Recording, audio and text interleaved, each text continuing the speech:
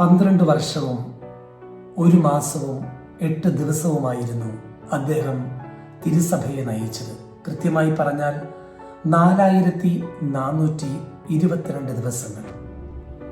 തിരുസഭയിൽ വിപ്ലവാത്മകമായ ചില മാറ്റങ്ങൾ കൊണ്ടുവന്ന് സഭയുടെ ഹൃദയത്തിൽ, ജനങ്ങളുടെ മനസ്സിൽ ഇടം തേടിയ പുഞ്ചിരിക്കുന്ന മാർപ്പാപ്പ, അതാണ് ജോർജ് മാരിയോ ബെർഗോളിയോ അഥവാ ഫ്രാൻസിസ് എന്ന് വിളിക്കപ്പെടുന്ന തിരുസഭയിലെ ജെസ്യൂട്ട് സഭയിൽ നിന്നുമുള്ള ആദ്യത്തെ മാർപ്പാപ്പ.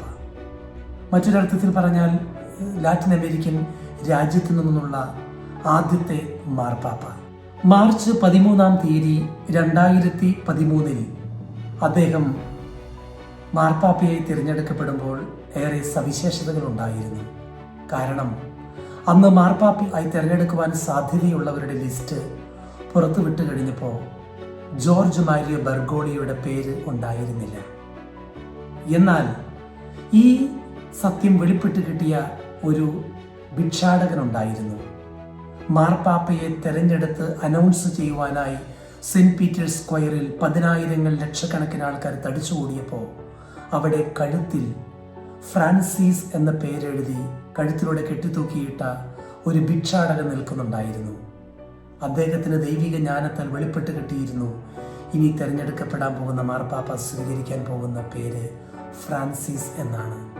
അതുകൊണ്ട് തന്നെ ജോർജ് മാരിയോ ബെർഗോളിയോ ആസാ സാന്താ മാർത്തയിലേക്ക് കോൺക്ലേവിൽ പങ്കെടുക്കുവാൻ വന്നത് വെറും 2 കാസക്ക് മാത്രമായിട്ടാണ്. മാത്രമല്ല, തിരിച്ചുള്ള റിട്ടേൺ ടിക്കറ്റ് മാർച്ച് 23-ാം തീയതിക്ക് വേണ്ടി അദ്ദേഹം ബുക്ക് ചെയ്തിരുന്നു. ആ വർഷത്തെ ഈസ്റ്റർ കുർബാനയിൽ പങ്കെടുത്ത് ശുശ്രൂഷകൾ ചെയ്യാൻ വേണ്ടി ഒരുങ്ങിയിരുന്നു.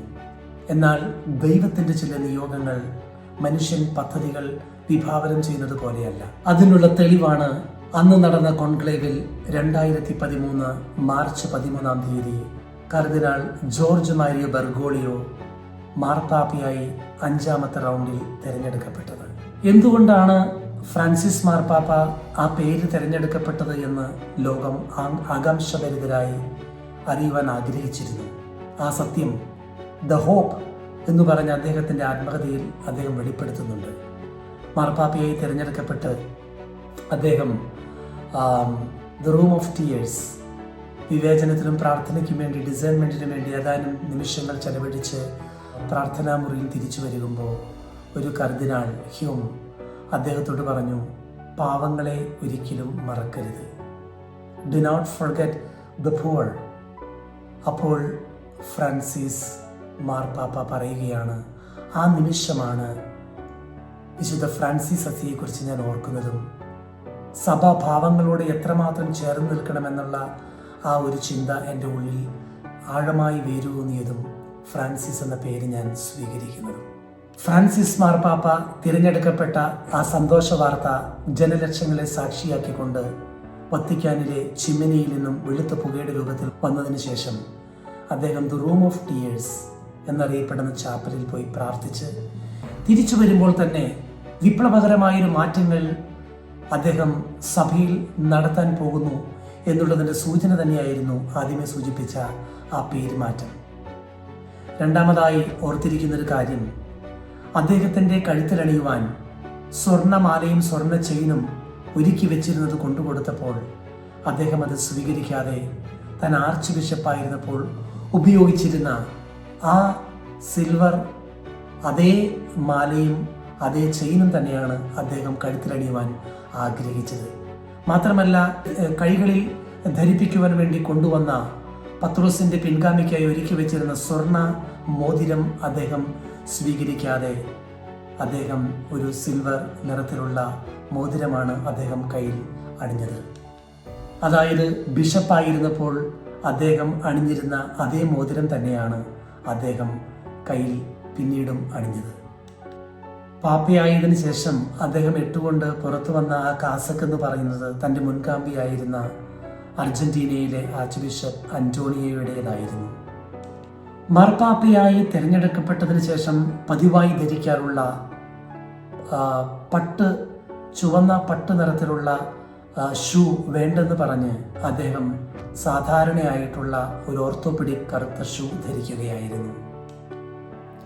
മാത്രമല്ല, പാപ്പയായി തിരഞ്ഞെടുക്കപ്പെട്ടതിന് ശേഷം പതിവായി ധരിക്കുന്ന പട്ട് പരവതാനി പോലെയുള്ള ചുമന്ന നിറത്തിലുള്ള ആ വെൽവെറ്റ് മൊസെത്ത അദ്ദേഹം തൻ്റെ ശരീരത്തിൽ അണിയാതെ സാധാരണ നിലയിലുള്ള വെള്ള വസ്ത്രമാണ് അദ്ദേഹം ധരിക്കുവാനായിട്ട് തയ്യാറായത്.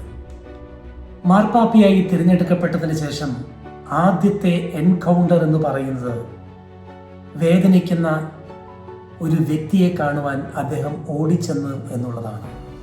അത് മറ്റാരുമല്ല, രോഗിയായി വീൽ ചെയറിലിരിക്കുന്ന ഇന്ത്യയിൽ നിന്നുള്ള ബോംബെ അതിരൂപതയുടെ കർദിനാളായിരുന്ന ഐവാൻ ഡയസിനെ അദ്ദേഹം അടുത്തു ചെന്ന് കെട്ടിപ്പിടിച്ചു. അതിലൂടെ മാർപ്പാപ്പയായി തിരഞ്ഞെടുക്കപ്പെട്ട് പാവങ്ങളോടുള്ള അല്ലെങ്കിൽ രോഗികളോടുള്ള തൻ്റെ സ്നേഹം അദ്ദേഹം ആദ്യമായി പ്രകടിപ്പിക്കുകയായിരുന്നു. മാത്രമല്ല, മാർപ്പാപ്പയായി തിരഞ്ഞെടുക്കപ്പെട്ട് രാജകീയമായി സിംഹാസനത്തിലിരിക്കാതെ തൻ്റെ സഹപ്രവർത്തകരെ ആലിംഗനം ചെയ്യുവാൻ വേണ്ടി അദ്ദേഹം അവിടെ നിൽക്കുകയായിരുന്നു. അങ്ങനെ സിംഹാസനത്തിലിരിക്കാതെ അരികിലേക്ക് കടന്നു വന്ന ഓരോ കർദിനാൾമാരെയും സ്നേഹപൂർവ്വം അദ്ദേഹം നിന്നുകൊണ്ട് ആലിംഗനം ചെയ്യുകയായിരുന്നു. അദ്ദേഹം മാർപ്പാപ്പയായി തിരഞ്ഞെടുക്കപ്പെട്ട് കഴിഞ്ഞപ്പോൾ ആർച്ച് ബിഷപ്പ് അഗസ്റ്റീനോ മർച്ചത്തോ അദ്ദേഹത്തെക്കുറിച്ച് പറഞ്ഞത്, അദ്ദേഹം നല്ലൊരു മനുഷ്യനാണ്, ഒരു കാര്യത്തിൽ മാത്രമേ എനിക്ക് ഡൗട്ടുള്ളൂ, അദ്ദേഹം പുഞ്ചിരിക്കുന്നതായി ഞാൻ കണ്ടിട്ടില്ല. മാത്രമല്ല, അർജന്റീനയിലെ പ്രസിഡന്റ് ക്രിസ്റ്റീന ക്രിഹ്നർ ഓൾസോ ഇതുപോലെയുള്ളൊരു അഭിപ്രായ പ്രകടനം നടത്തുകയുണ്ടായി. പക്ഷേ നമുക്കറിയാം, ഫ്രാൻസിസ് മാർപ്പാപ്പയെ പുഞ്ചിരിക്കാതെ നമ്മൾ ഒരിക്കലും കണ്ടിട്ടില്ല. രോഗാവസ്ഥയിലും പുഞ്ചിരിക്കുന്ന മുഖവുമായിട്ടാണ് അദ്ദേഹം പ്രത്യക്ഷപ്പെട്ടത്. അതുകൊണ്ട് തന്നെ ഫ്രാൻസിസ് മാർപ്പാപ്പ പുഞ്ചിരിക്കുന്ന പാപ്പയാണ്. അതിനെക്കുറിച്ച് ഫ്രാൻസിസ് മാർപ്പാപ്പ തൻ്റെ ആത്മകഥയിൽ തന്നെ പറയുന്നുണ്ട്, what can I say, I always wanted to be with the people and when I was with the people I always smiled. അതെ, ചിരിക്കാതെ ഫ്രാൻസിസ് മാർപ്പാപ്പയെ നാം ജനങ്ങളുടെ മധ്യത്തിൽ കണ്ടിട്ടില്ല. ചരിത്രം മറക്കാത്ത മറ്റൊരു സംഭവം എന്ന് പറയുന്നത്, മാർപ്പാപ്പയെ തിരഞ്ഞെടുക്കപ്പെട്ടതിന് ശേഷം വത്തിക്കാൻ സ്ക്വയറിലെ ഗ്രീറ്റിംഗ് കഴിഞ്ഞ് അദ്ദേഹത്തെ തിരിച്ച് മാർപ്പാപ്പയുടെ പ്രത്യേക ഒരുക്കി വെച്ചിരിക്കുന്ന സ്ഥലത്തേക്ക് കൊണ്ടുപോകാനായിട്ട് ബുള്ളറ്റ് പ്രൂഫ് കാറിൽ മാർപ്പാപ്പയുടെ പേപ്പൽ കാറുകളിൽ അകമ്പടിയുമായി വന്നു കഴിഞ്ഞപ്പോൾ അദ്ദേഹം അത് നിരസിച്ചുകൊണ്ട് തന്നെ തിരഞ്ഞെടുത്ത തൻ്റെ കൂടെ ജീവിച്ച കർദിനാൾമാരോടൊപ്പം ബസ്സിൽ യാത്ര ചെയ്തിട്ട് അദ്ദേഹം തിരിച്ച് കാസ സാന്താമാർത്തയിലേക്ക് പോകുവാനാണ് താല്പര്യം പ്രകടിപ്പിച്ചത്. അങ്ങനെയാണ് അദ്ദേഹം ചെയ്തത്. അങ്ങനെ കാസ സാന്താമാർത്തയിലെത്തിയ അദ്ദേഹം ആദ്യം ചെയ്തത് തൻ്റെ മുൻഗാമിയായ ബെനഡിക്റ്റ് 16 മാർപ്പാപ്പയെ വിളിച്ച് അദ്ദേഹത്തിന് നന്ദി പറയുകയും അദ്ദേഹത്തിന് വേണ്ടി അദ്ദേഹത്തിൻ്റെ അനുഗ്രഹങ്ങൾ വാങ്ങിക്കുകയും പ്രാർത്ഥിക്കുകയും ചെയ്തു എന്നുള്ളതാണ്. എന്നിട്ട് അദ്ദേഹം അർജന്റീനയിലെ നുൻഷിയെ വിളിച്ച് പറഞ്ഞു, എൻ്റെ പേപ്പസിയുടെ ഉദ്ഘാടന ചടങ്ങുകളിൽ പങ്കെടുക്കുവാൻ വേണ്ടി ഒരുപാട് കാശ് ചിലവാക്കി അവിടെയുള്ള എല്ലാവരും ആർച്ച് ബിഷപ്സും ബിഷപ്സും ഒക്കെ പണം ഒത്തിരി ചിലവാക്കി റോമിൽ വരാതെ അതിന് പകരം മാർച്ച് 19 വിശുദ്ധ ഔസേപ്പ് പിതാവിൻ്റെ തിരുനാളിൻ്റെ അന്ന് ആ കാശെല്ലാം സൂക്ഷിച്ചു വെച്ച് പാവങ്ങളെ സഹായിക്കാൻ വേണ്ടി ഉപയോഗിക്കണമെന്ന് അദ്ദേഹം ആവശ്യപ്പെട്ടു. പിറ്റേ ദിവസം പ്രഭാതമായപ്പോൾ ഫ്രാൻസിസ് മാർപ്പാപ്പ മറന്നില്ല, താൻ ഒത്തിരി സ്നേഹിക്കുന്ന തന്നെ ഈ നിലയിലെത്തിച്ച പരിശുദ്ധ അമ്മയോട് നന്ദി പറയുവാൻ വേണ്ടി അദ്ദേഹം പോയത് മേരി മജോറെ ബസിലിക്ക സാലൂസ് പോപ്പുളി റൊമാനി എന്നറിയപ്പെടുന്ന പരിശുദ്ധ മറിയത്തിൻ്റെ മുമ്പിലേക്കാണ്.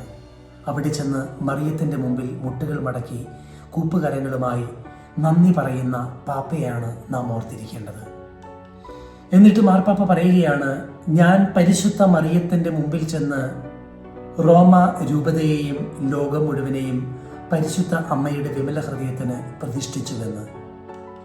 മറ്റൊരു രസകരമായൊരു സംഭവം എന്ന് പറയുന്നത്, അതിനുശേഷം അദ്ദേഹം പോയത് താൻ താമസിച്ചിരുന്ന ഡോമോസ് പൗലോസ് 6 എന്ന് പറഞ്ഞ ഹോട്ടലിൽ അവിടെ ചെന്ന് ബില്ല് പേ ചെയ്യുവാനായിട്ട് പോയി. മാർപ്പാപ്പയെ തിരഞ്ഞെടുക്കപ്പെട്ടിട്ട് ശേഷവും അദ്ദേഹം അവിടെ താമസിച്ചതിൻ്റെ ബില്ല് പേ ചെയ്തു എന്നാണ് പറയപ്പെടുന്നത്. ഒന്ന് നോക്കുക, എത്രയോ വലിയൊരു സിംപ്ലിസിറ്റിയാണ് ഫ്രാൻസിസ് മാർപ്പാപ്പയിൽ നമുക്ക് ദർശിക്കുവാൻ കഴിഞ്ഞത്. ആ ബില്ല് കൊടുക്കാൻ ശ്രമിച്ചപ്പോൾ അദ്ദേഹത്തിൻ്റെ കൂടെയുണ്ടായിരുന്ന വത്തിക്കാൻ അധികാരികൾ പറഞ്ഞു, don't worry, we will sort it out. പക്ഷേ അത് വകവയ്ക്കാതെ അദ്ദേഹം ആ ബില്ല് പേ ചെയ്യുകയായിരുന്നു. അതിനുശേഷം മാർപ്പാപ്പയായി തിരഞ്ഞെടുക്കപ്പെട്ട് സിസ്റ്റൈൻസ് ചാപ്പലിൽ താൻ ദിവ്യബലി അർപ്പിക്കുന്ന സമയത്ത് എഴുതി തയ്യാറാക്കിയ ഹോമിലി അദ്ദേഹത്തിൻ്റെ കൈകളിലേക്ക് കൊടുത്തപ്പോൾ ദാറ്റ് വാസ് ടു ലോങ് എന്ന് പറഞ്ഞിട്ട് സ്പോണ്ടേനിയസ് ആയി അദ്ദേഹത്തിൻ്റെ ഹൃദയത്തിൽ നിന്നും ഹൃദയത്തിൻ്റെ ഭാഷയിൽ ചുരുങ്ങിയ വാക്കുകളിൽ അദ്ദേഹം ഹോമിലി നൽകുകയായിരുന്നു.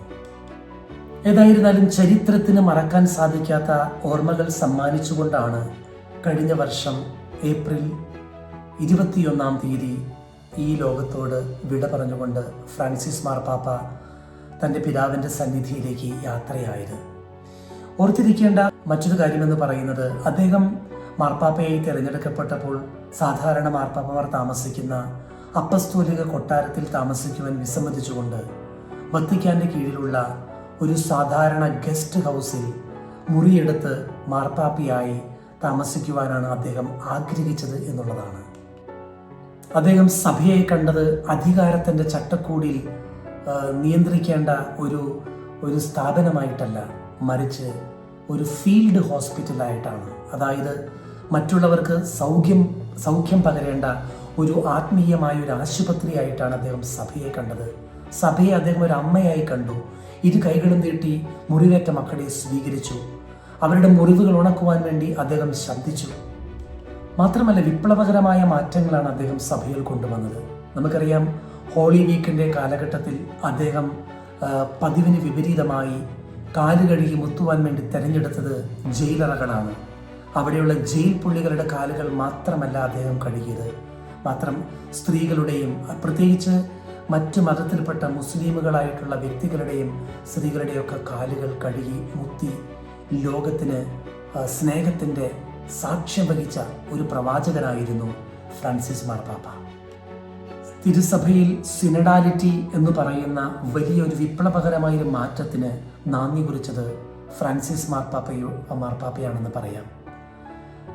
മറ്റൊരു കാര്യം എൻ്റെ ഓർമ്മയിലേക്ക് വരുന്നത്, അദ്ദേഹം കർദിനാൾമാരെയും ആർച്ച് ബിഷപ്സിനെയും ബിഷപ്സിനെയും ഒക്കെ തിരഞ്ഞെടുത്തത് വലിയ വലിയ ഡോക്ടറേറ്റും ഡിഗ്രികളും വലിയ അഡ്മിനിസ്ട്രേറ്റീവ് പവറുകളൊക്കെ ഉള്ളവരെ അല്ലായിരുന്നു. മറിച്ച് സാധാരണ ജീവിതം നയിക്കുന്ന ഇടവക വൈദികരെ, അല്ലെങ്കിൽ റിലീജിയസ് ആയിട്ടുള്ള അനേകം കോൺഗ്രിഗേഷനിൽ നിന്നുള്ള സാധാരണ വൈദികരെയായിരുന്നു അദ്ദേഹം കർദിനാൾമാരായി, ആർച്ച് ബിഷപ്സായി, ബിഷപ്പൊക്കെ ആയിട്ട് നിയമിച്ചത്. ഇത് സഭയിൽ എത്രയോ വലിയൊരു സന്ദേശമാണ് നൽകുക. സുവിശേഷവൽക്കരണത്തിന് പ്രാധാന്യം കൊടുത്തുകൊണ്ട് അദ്ദേഹം പുറത്തിറക്കിയ ചരിത്രത്തിന് മറക്കാൻ സാധിക്കാത്ത സഭയുടെ ആത്മാവ് കുടികൊള്ളുന്ന ഒരു ചാക്രിക ലേഖനമാണ് എവാഞ്ചലിയും ഗൗതിയും എന്ന് പറഞ്ഞ എഴുത്ത്. അത് സഭയുടെ ആത്മാവിൻ്റെ സ്പന്ദനങ്ങളാണ്.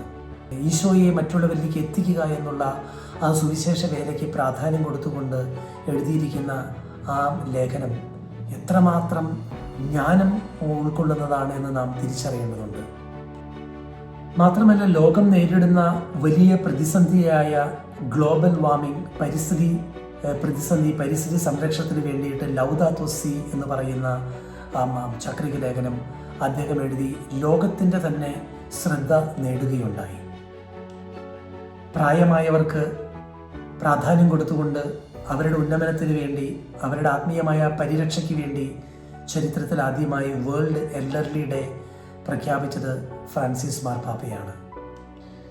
കുഞ്ഞുങ്ങൾ സഭയുടെ ഭാവി വാഗ്ദാനമാണെന്ന് കണ്ടുകൊണ്ട് അവരിലൂടെ നന്മകൾ വളർത്തിക്കൊണ്ടുവരുവാൻ വേണ്ടി ചരിത്രത്തിൽ ആദ്യമായി വേൾഡ് ചിൽഡ്രൻസ് ഡേ അദ്ദേഹം പ്രഖ്യാപിക്കുകയുണ്ടായി.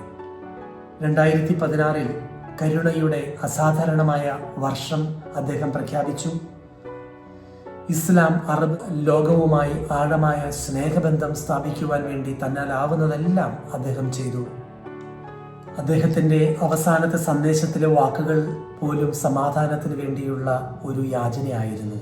He pleaded to prevail the logic of peace, to prevail over the logic of weapons. മാർപ്പാപ്പയായിരുന്ന കാലഘട്ടത്തിൽ അദ്ദേഹം എല്ലാ ഭൂഖണ്ഡങ്ങളും സന്ദർശിച്ചിട്ടുണ്ട്. തൻ്റെ അജപാലന ദൗത്യത്തിൻ്റെ ഭാഗമായി മിഷണറി പര്യടനത്തിൻ്റെ ഭാഗമായി അദ്ദേഹം സന്ദർശിച്ചത് 68 രാജ്യങ്ങളാണ്. മാത്രമല്ല ചരിത്രത്തിലാദ്യമായി ഇസ്ലാം രാജ്യങ്ങൾ, പ്രത്യേകിച്ച് UAE, ഇറാഖ്, സൗത്ത് സുഡാൻ തുടങ്ങിയ രാജ്യങ്ങളെല്ലാം ബഹ്റൈൻ അദ്ദേഹം സന്ദർശിക്കുകയുണ്ടായി സമാധാനത്തിൻ്റെ സന്ദേശവുമായി. മാത്രമല്ല 942 പേരെയാണ് വിശുദ്ധരായി ഫ്രാൻസിസ് മാർപ്പാപ്പ പ്രഖ്യാപിച്ചത്. ഇതിലെടുത്തു പറയേണ്ട കാര്യം തൻ്റെ മുൻഗാമികളായ ജോൺ 23-നെയും ജോൺ പോൾ 2-നെയും അതോടൊപ്പം തന്നെ പോൾ 6 മാർപ്പാപ്പയെയും വിശുദ്ധരായി പ്രഖ്യാപിച്ചത് ഫ്രാൻസിസ് മാർപ്പാപ്പയാണ്. ഏതായിരുന്നാലും ജനങ്ങൾ അദ്ദേഹത്തിൻ്റെ നെഞ്ചിലുണ്ടായിരുന്നു. ഒരു ഇടയൻ എന്ന നിലയ്ക്ക് ജനങ്ങളുടെ മനസ്സിലും അദ്ദേഹം ഇടം തേടിയിരുന്നു.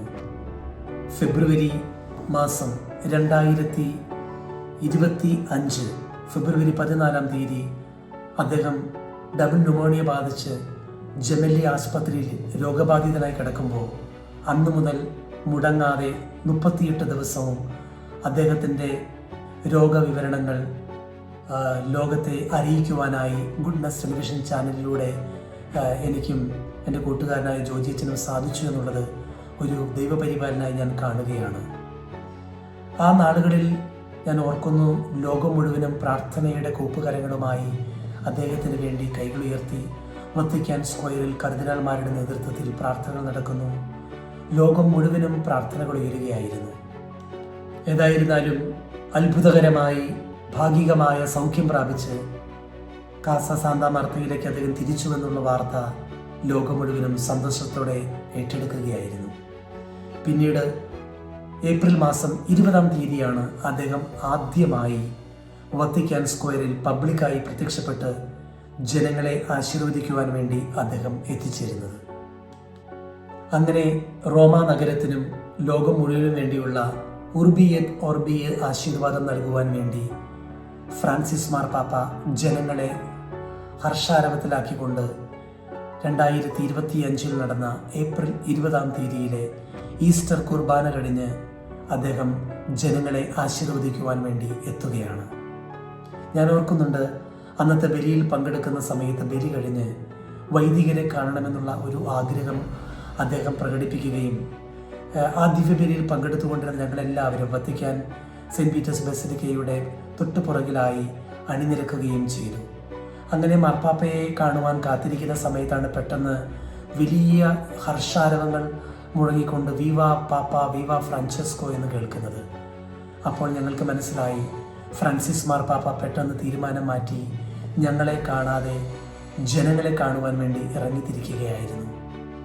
ഒരുപക്ഷെ അദ്ദേഹത്തിൻ്റെ ഹൃദയത്തിൽ ദൈവത്തിൻ്റെ പരിശുദ്ധാത്മാവ് തോന്നിപ്പിച്ചിരിക്കാം, ഇതൊരു പക്ഷേ എൻ്റെ ജീവിതത്തിലെ അവസാനത്തെ ദിവസമായിരുന്നിരിക്കാം. അതുകൊണ്ടായിരിക്കാം അദ്ദേഹം ഒരു ഉൾവിളി എന്നോണം ഡോക്ടേഴ്സിൻ്റെ നിർദ്ദേശങ്ങൾ വകവയ്ക്കാതെ, ഒരു പക്ഷേ അവരെ നിർബന്ധിച്ചുകൊണ്ട് തന്നെ ജനങ്ങളുടെ ഇടയിലേക്ക് പേപ്പൽ മൊബൈലിൽ അവരെ ആശീർവദിക്കുവാൻ വേണ്ടി അദ്ദേഹം ഇറങ്ങിച്ചെന്നത്. അങ്ങനെ ഏപ്രിൽ 20 ഈസ്റ്റർ കുർബാന കഴിഞ്ഞ് അദ്ദേഹം ജനങ്ങളുടെ മധ്യത്തിലേക്ക് പേപ്പൽ വണ്ടിയിൽ ജനങ്ങളെ ആശീർവദിക്കുവാൻ വേണ്ടി തൻ്റെ ആരോഗ്യം വകവയ്ക്കാതെ, മരണാസന്നരായി കിടക്കുന്ന അവസ്ഥയിലുള്ള രോഗം പോലും പരിഗണിക്കാതെ ജനങ്ങളെ സ്നേഹിച്ചുകൊണ്ട് യഥാർത്ഥ ഇടയനായിക്കൊണ്ട്, ഇടയൻ ആടുകൾക്ക് വേണ്ടി ജീവൻ ബലിയർപ്പിക്കുന്നുവെന്നുള്ള സൂത്രവാക്യവുമായി അദ്ദേഹം പൊള്ളുന്ന വെയിൽ പരിഗണിക്കാതെ വകവയ്ക്കാതെ ജനങ്ങളുടെ ഇടയിലേക്ക് ഇറങ്ങിച്ചതുകൊണ്ട് അവരെ ആശീർവദിക്കുവാൻ തയ്യാറായത്. ആ ആശീർവാദത്തിന് ശേഷം അദ്ദേഹം കാസ സാന്താ മാർത്തയിലേക്ക് തിരികെ പോയി വിശ്രമിക്കുകയായിരുന്നു.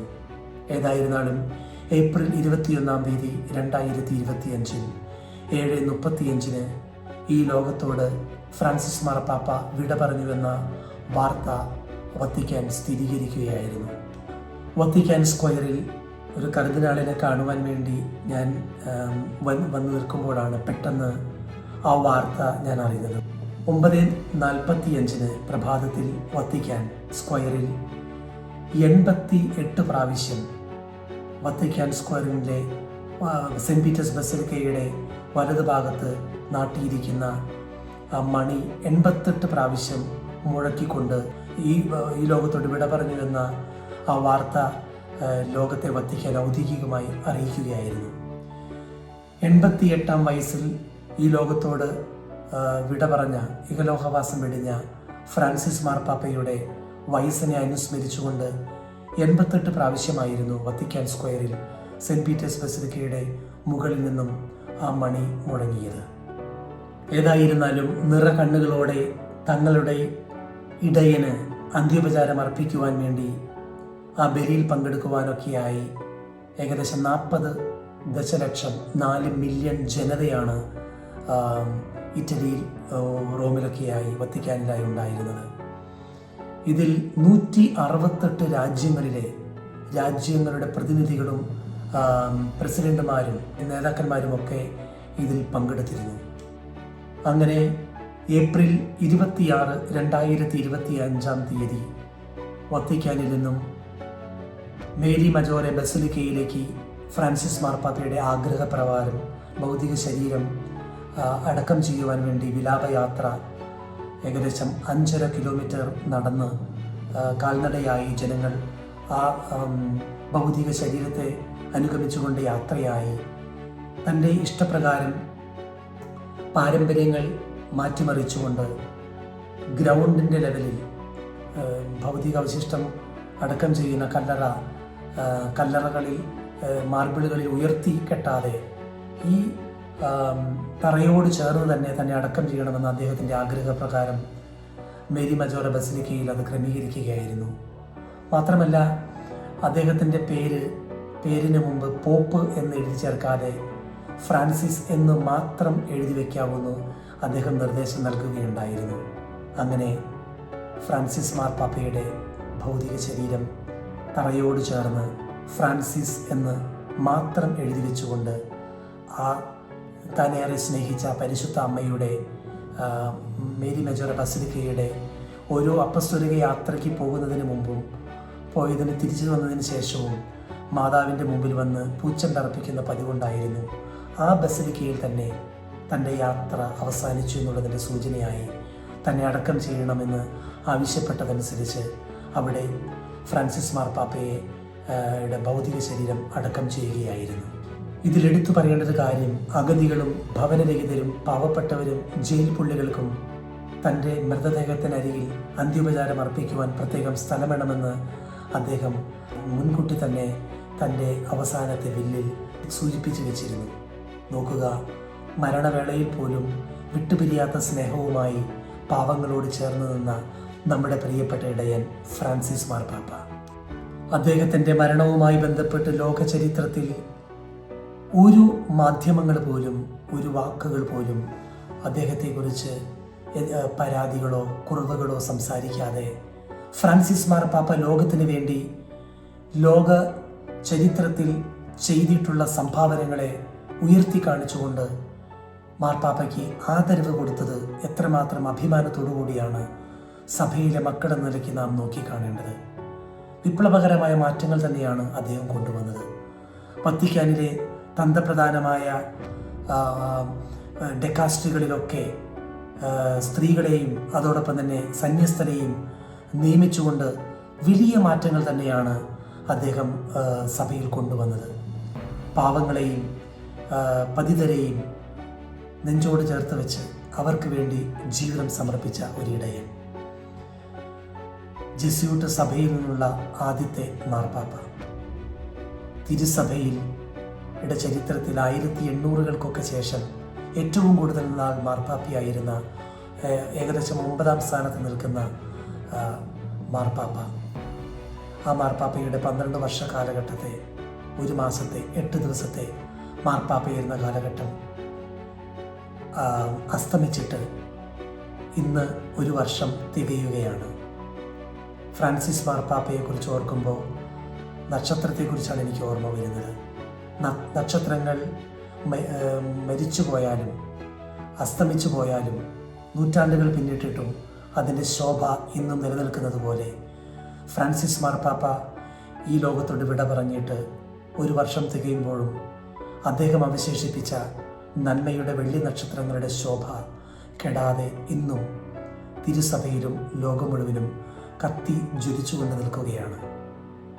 മാർപ്പാപ്പയുടെ അജപാലനപരമായ പര്യടനവുമായി ബന്ധപ്പെട്ട് തുർക്കിയിലും അൾജീരിയയിലുമൊക്കെ പോയി കഴിഞ്ഞപ്പോൾ അവിടെയുള്ള ഇസ്ലാം മതത്തിൽപ്പെട്ട മറ്റു മതങ്ങളിലൊക്കെ പെട്ട വ്യക്തികൾ ഏറെ സ്നേഹത്തോടെ, ഒത്തിരി സ്നേഹത്തോടു കൂടി ഫ്രാൻസിസ് മാർപ്പാപ്പയെ അനുസ്മരിച്ചതും ഓർമ്മിച്ച് പറഞ്ഞതുമൊക്കെ ഞാൻ ഓർക്കുകയാണ്. ഏതായിരുന്നാലും ഫ്രാൻസിസ് മാർപ്പാപ്പയ്ക്ക് ശേഷം അദ്ദേഹത്തിൻ്റെ പിൻഗാമിയായി ദൈവം തിരഞ്ഞെടുത്ത വ്യക്തിയുടെ നാമത്തിലും ഫ്രാൻസിസ് എന്ന പേരുണ്ടായിരുന്നു എന്നുള്ളത് ഒരു പരിപാലനയെ നമുക്ക് കാണാം. റോബർട്ട് ഫ്രാൻസിസ് പ്രവോസ്റ്റ് എന്ന കർദിനാളാണ് ലയോ 14 മാർപ്പാപ്പയായി, അദ്ദേഹത്തിൻ്റെ പിൻഗാമിയായി ദൈവം നമുക്ക് നിയോഗിച്ച് തന്നിരിക്കുന്നത്. വിശുദ്ധ ഫ്രാൻസിസ് അസീസി ഈ ലോകത്തോട് വിട പറഞ്ഞു പോകാൻ നേരത്ത് തൻ്റെ ഉത്തരവാദിത്തങ്ങളെല്ലാം അദ്ദേഹം ഏൽപ്പിച്ചത് അദ്ദേഹത്തിൻ്റെ പിൻഗാമിയായ ബ്രദർ ലയോയെയാണ്. അങ്ങനെ ചിന്തിക്കുമ്പോൾ ഫ്രാൻസിസ് മാർപ്പാപ്പ ഈ ലോകത്തോട് വിട പറഞ്ഞ് സ്വർഗത്തിലെത്തിച്ചേർന്ന് അതിനുശേഷം തൻ്റെ സഭയുടെ എല്ലാ ഉത്തരവാദിത്തങ്ങളും പിൻഗാമിയായി ലയോ 14 മാർപ്പാപ്പയെ അദ്ദേഹം സ്വർഗത്തിൽ നിന്നുകൊണ്ട് ഏൽപ്പിക്കുമ്പോൾ അത് അവിചാരിതമായൊരു സംഭവം ആയി കാണേണ്ടതില്ല, ദൈവപരിപാലനയുടെ ഭാഗമായി നമുക്ക് കാണാം. ഫ്രാൻസിസ് മാർപ്പാപ്പയുടെ കബറിടത്തിൽ വന്ന് അനേകം വ്യക്തികൾ മുട്ടുകൾ മടക്കി കൂപ്പുകരങ്ങളുമായി ഇന്നും പ്രാർത്ഥിക്കുന്ന രംഗങ്ങൾക്ക് ലോകം സാക്ഷ്യം വഹിക്കുന്നുണ്ട്. ഫ്രാൻസിസ് മാർപ്പാപ്പയോട് നമുക്ക് മാധ്യസ്ഥം തേടി പ്രാർത്ഥിക്കാം. അദ്ദേഹം തിരുസഭയിൽ ചെയ്ത പുണ്യപ്രവൃത്തികൾ കണ്ട് അദ്ദേഹം നമുക്ക് വേണ്ടി ചോദിക്കുന്ന കാര്യങ്ങളൊന്നും നിഷേധിക്കാതെ നമുക്ക് നടത്തി തരുമെന്ന് നമുക്ക് വിശ്വസിക്കാം. ഫ്രാൻസിസ് മാർപ്പാപ്പ നമ്മുടെ ഓർമ്മകളിൽ നിലനിൽക്കട്ടെ, നമ്മുടെ പ്രാർത്ഥനകളിൽ ഉണ്ടാകട്ടെ. ഗുഡ്നസ് ടിവിയുടെ എല്ലാ പ്രേക്ഷകർക്കും ഫ്രാൻസിസ് മാർപ്പാപ്പയുടെ ഈ അനുസ്മരണ ദിനത്തിൽ നന്മകൾ നേരുന്നു. അദ്ദേഹത്തിൻ്റെ മാധ്യസ്ഥതയിലൂടെ അനുഗ്രഹങ്ങൾ ലഭിക്കട്ടെ എന്ന് പ്രാർത്ഥിക്കുകയും ചെയ്യുന്നു. ദൈവം നമ്മെ അനുഗ്രഹിക്കട്ടെ.